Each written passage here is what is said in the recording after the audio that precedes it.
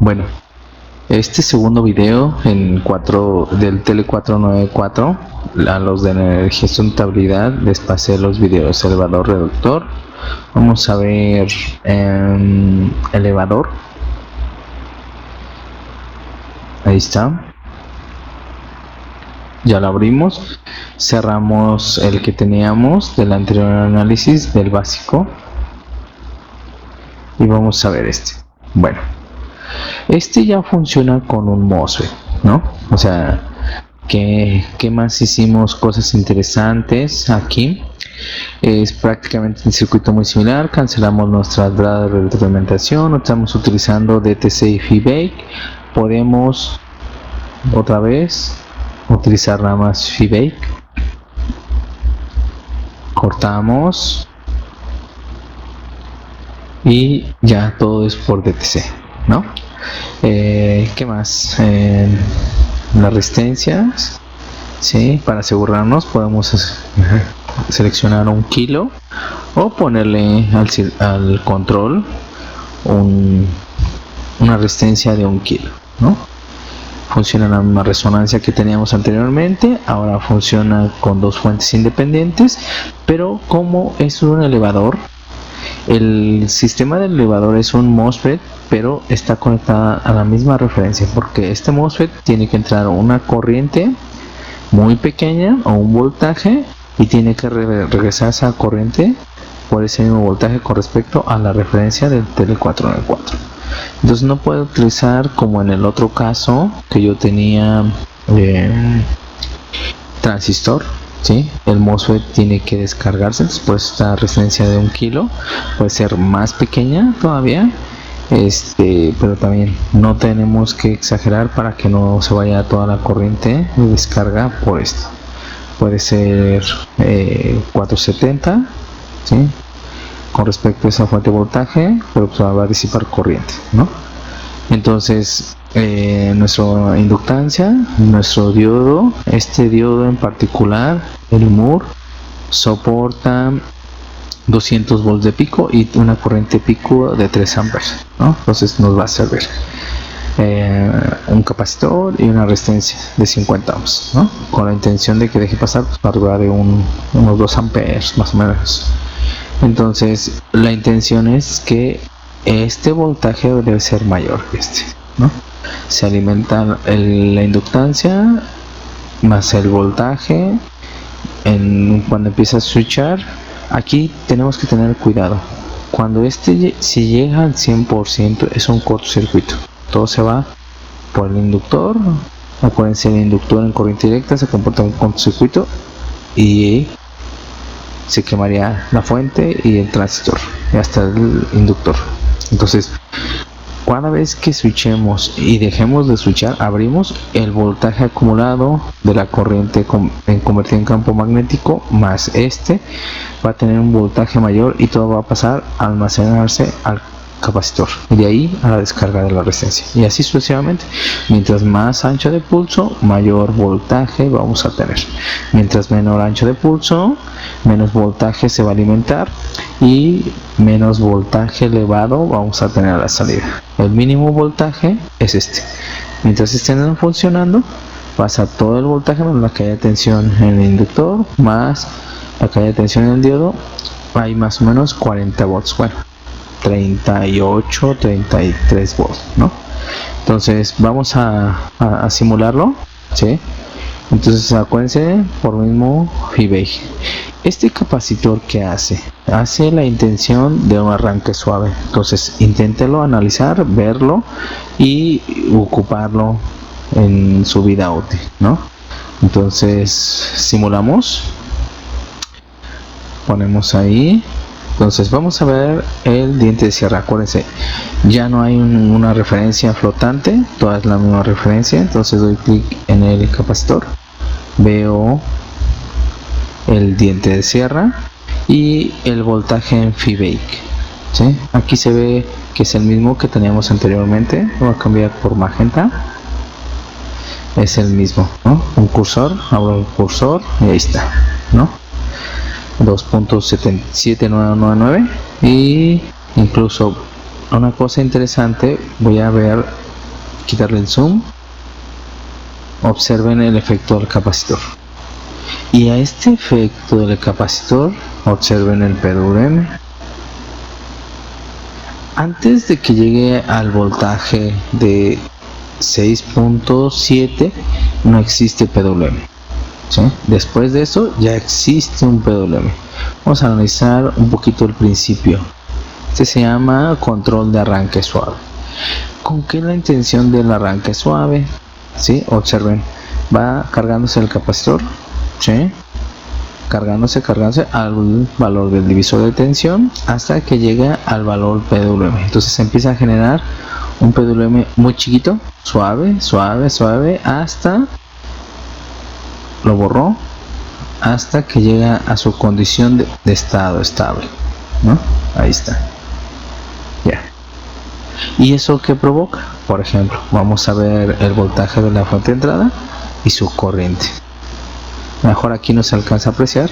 Vamos a quitarle un zoom. Ahí está. Observen, la corriente se empieza a hacer un arranque suave, ¿no? La corriente empieza desde 0 hasta 24. Entonces ya cuando llega a un estado estable, la corriente es máxima. Si yo no tuviera este capacitor, vamos a hacer el estudio de simulación, acuérdense. Lo corto, guardo por cualquier cosa, quito el zoom, ahí está, y empiezo a correr.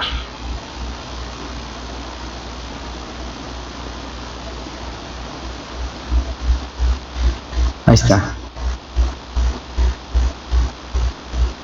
¿Sí? Una corriente constante, no hizo arranque suave, empezaron desde los 27 amperes y ahí está corriendo los 27 amperes. ¿Sí? Entonces, ¿y qué pasa en la corriente de salida? Ahí está. ¿Sí? Ahí está la corriente de salida. ¿Qué voltaje de salida tengo? ¿Sí? Cerca de 110 volts, ¿sí? Por el arreglo que hice.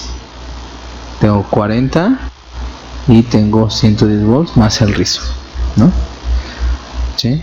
Entonces, sí cambia tener un arranque suave, ¿no? Otra vez vuelvo a correr, guardo, me regresé para poner el capacitor y vuelvo a ver todo mi análisis, sobre todo el de la salida, voltaje de entrada, voltaje de salida,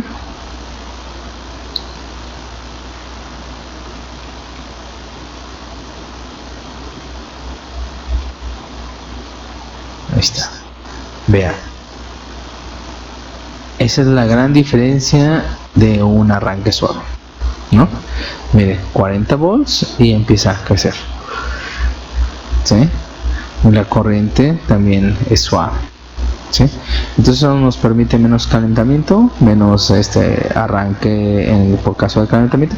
Y si observen, es un arranque relativamente decente, o sea, entre aproximadamente, ¿qué les gusta? 20 milisegundos está funcionando la fuente, ¿no?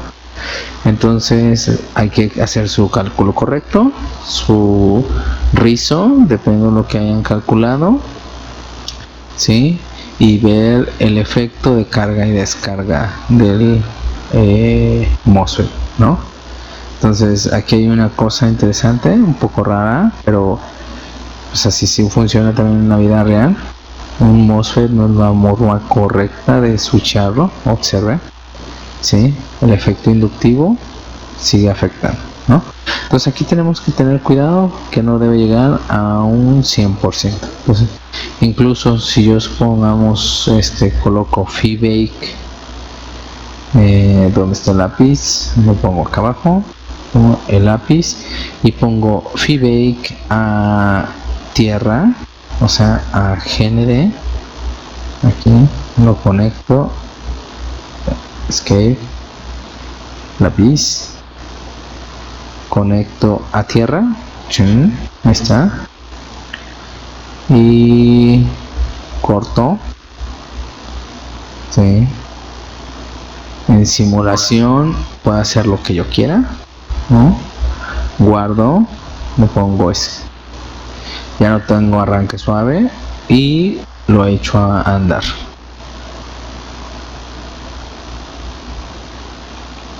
Ahí. Esperamos escape para que corra la simulación.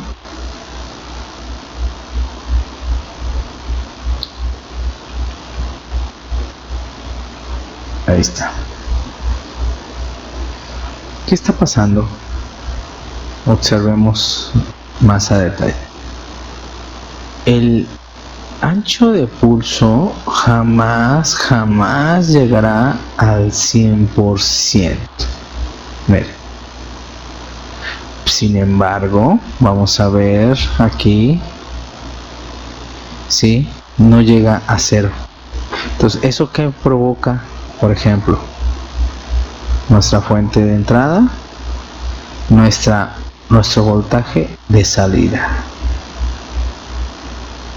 Wow, 300 volts, ¿no? O sea, de 40 obtuve 300 volts. Es algo, se excepciona, ¿no? O sea, es energía libre, no. Esto es irreal. No puede existir, miren, o sea, en simulación, en cálculo, en teoría, todo me soporta 300 volts. Wow, estoy generando potencia. Espérame, 225 amperes.